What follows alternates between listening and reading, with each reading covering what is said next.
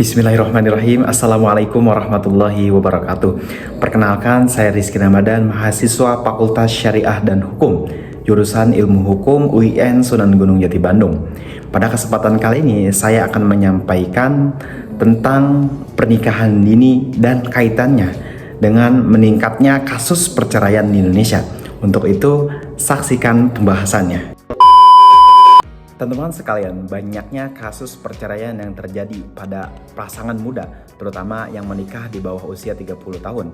Isu ini tidak hanya menjadi perhatian nasional, tetapi juga telah banyak diberitakan di media massa yang menjadi sorotan berbagai lembaga perlindungan anak, serta pemerintah daerah. Materi yang diangkat berangkat dari fakta-fakta di lapangan, di mana angka perceraian di kalangan pasangan muda terus meningkat. Berdasarkan dari data pengadilan agama di beberapa daerah, seperti di Bojonegoro, mayoritas permohonan cerai diajukan pasangan yang menikah di usia muda. Salah satu berita yang cukup menonjol adalah laporan tentang tingginya permohonan dispensasi nikah atau DISKA yang diajukan oleh pasangan di bawah umur. Fenomena ini menunjukkan bahwa masih banyak remaja yang menikah sebelum usia yang seharusnya, baik karena faktor budaya, ekonomi, maupun kehamilan di luar nikah atau yang bisa disebut sebagai married by accident.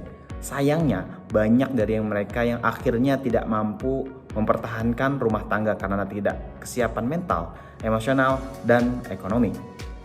Dan menjadi permasalahan utamanya adalah mengapa perkawinan usia dini seringkali berujung pada perceraian. Banyak pasangan muda yang belum matang secara psikologis dan emosional sehingga sulit mengelola konflik rumah tangga. Selain itu, ketidakpastian ekonomi juga menjadi faktor utama. Banyak pasangan muda yang belum memiliki pekerjaan tetap atau penghasilan yang cukup untuk memenuhi kebutuhan keluarga. Akibatnya, tekanan hidup semakin besar dan sering berujung pada pertengkaran hingga perceraian. Selain itu, perkawinan dini juga dapat sering menyebabkan perempuan harus putus sekolah, kehilangan kesempatan untuk mengembangkan diri, dan akhirnya terjebak dalam lingkaran kemiskinan baru. Beban ganda yang harus dipikul oleh perempuan muda ini sering memicu stres, depresi, yang pada akhirnya berdampak buruk pada keharmonisan rumah tangga. Dari sisi hukum, di Indonesia sebenarnya sudah memiliki regulasi yang cukup tegas terkait batas usia minimal perkawinan. Berdasarkan Undang-Undang Nomor 16 Tahun 2019 tentang perkawinan, usia minimal menikah adalah 19 tahun untuk laki-laki dan untuk perempuan. Namun, celah hukum masih terbuka melalui mekanisme dispensasi nikah di pengadilan agama dengan alasan mendesak. Dalam hukum Islam, terdapat perbedaan pendapat mengenai batas usia menikah. Sebagian ulama membolehkan menikah di usia muda berdasarkan hadis, tetapi ulama lain seperti Ibnu Syurbumah dan Abu Bakar al-Ashham menegaskan bahwa pernikahan sebaiknya dilakukan setelah balik dan siap secara fisik, secara mental. Sebagaimana tersirat di dalam Quran Surat An-Nisa ayat 6 tentang pentingnya kedewasaan atau cukup umur sebelum menikah. Dari analisis hukum, jelas bahwa negara dan agama sama-sama menekankan pentingnya kesiapan dalam membangun rumah tangga, bukan sekedar memenuhi syarat usia. Nah, perdebatan mengenai perkawinan usia dini juga menimbulkan pro dan kontra di masyarakat, yang dimana kelompok pro biasanya beralasan bahwa menikah muda dapat menjaga dari perzinahan, mempercepat keturunan, dan menjaga kehormatan keluarga. Namun, kelompok kontra menilai bahwa risiko perceraian, KDRT, kematian ibu dan anak, serta kemiskinan jauh lebih besar jika pernikahan dilakukan tanpa kesiapan yang matang. Dari sudut pandang hukum dan kesehatan, argumentasi kontra lebih kuat karena data empiris menunjukkan dampak negatif yang nyata dari perkawinan dini terhadap perempuan dan anak-anak. Untuk mengatasi permasalahan ini, beberapa solusi dapat ditawarkan. Yang pertama, perlu dilakukan edukasi dan sosialisasi secara masif kepada remaja dan orang tua tentang bahaya dan risiko perkawinan usia dini.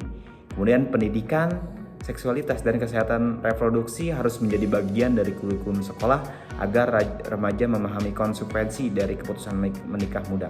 Kemudian selanjutnya, pengadilan agama harus lebih selektif dalam memberikan dispensasi nikah. Hanya mengabulkan permohonan dengan alasan yang benar-benar mendesak dan didukung dengan bukti yang kuat. Kemudian, pemerintah dan lembaga sosial perlu menyediakan program pendampingan psikologis dan pelatihan ekonomi bagi pasangan muda yang sudah menikah, agar mereka mampu mengelola rumah tangga dengan lebih baik. Keempat, perlu ada upaya untuk meningkatkan pemberdayaan ekonomi remaja, terutama perempuan, agar mereka memiliki pilihan lain selain menikah muda. Nah, fenomena perkawinan di usia dini bukan hanya persoalan hukum, melainkan juga masalah sosial, ekonomi, dan kesehatan yang harus diatasi secara bersama-sama. Diperlukan kolaborasi antara pemerintah, lembaga pendidikan, tokoh agama, dan masyarakat untuk menekan angka perkawinan dini dan dampak negatifnya. Dengan pendekatan yang komprehensif, diharapkan generasi muda Indonesia dapat tumbuh menjadi pribadi yang matang dan siap membangun keluarga yang harmonis serta sejahtera. Mari kita jaga masa depan bangsa dengan memberikan perlindungan dan edukasi yang tepat bagi generasi muda, karena pernikahan bukan hanya sekedar status, melainkan tanggung jawab besar yang membutuhkan kesiapan lahir dan batin.